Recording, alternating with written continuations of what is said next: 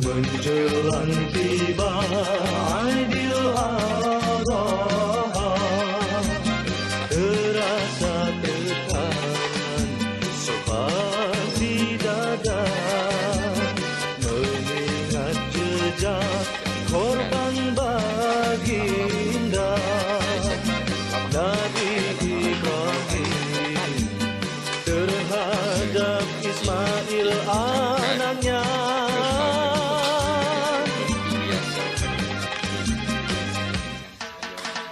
Pengorbanan itu tinggi nilainya terhadap Allah Maha Esa, mengatasi segala rintangan yang ada.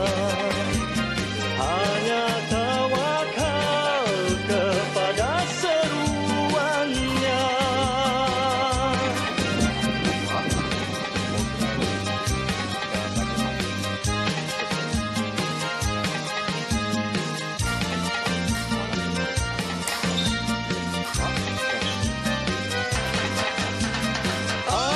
Aidiladha, satu peristiwa ketaatan manusia terhadap penciptanya. Tiada ada tolong bandingannya, pengajaran diikut sejahteralah jadinya.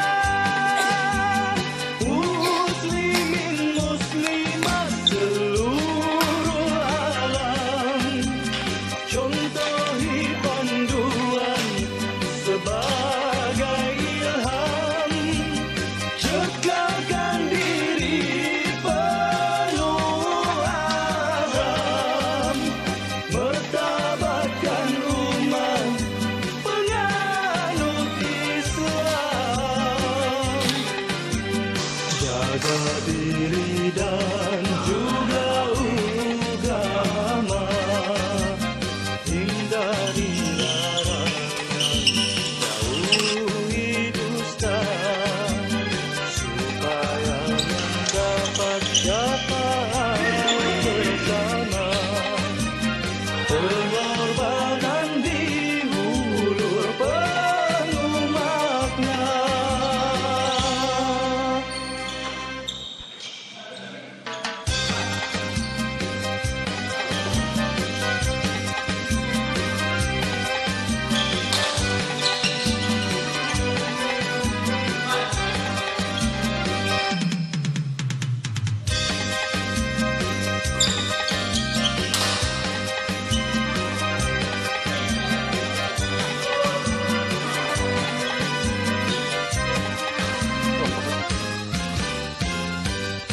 Assalamualaikum warahmatullahi wabarakatuh.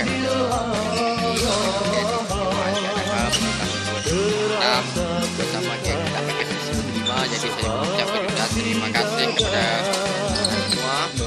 Malam ini kita pakai dua padang saja. Saya ucapkan terima kasih kepada semua kehadiran dua padang saja. Ismail anaknya.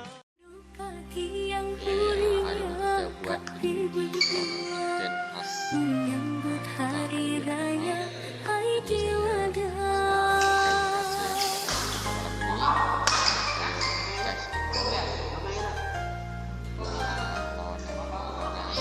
seperti yang telah dilakukan.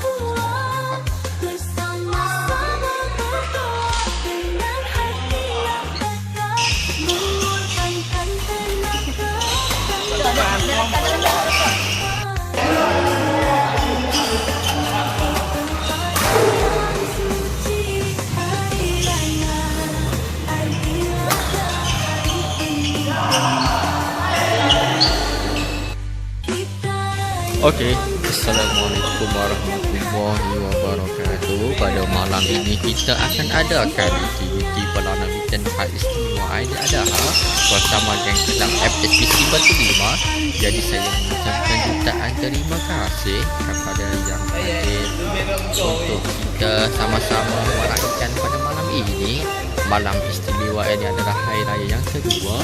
Jadi saya dari Timbalan Pengurusi Bimbingan para pengawas ingin mengambil kesempatan mengucapkan jutaan terima kasih kepada lawan dan lawan yang ada pada hari ini. Terima kasih semua. Selamat hadir kepada semua. Hari Raya Aidiladha, hari penuh bermakna. Kita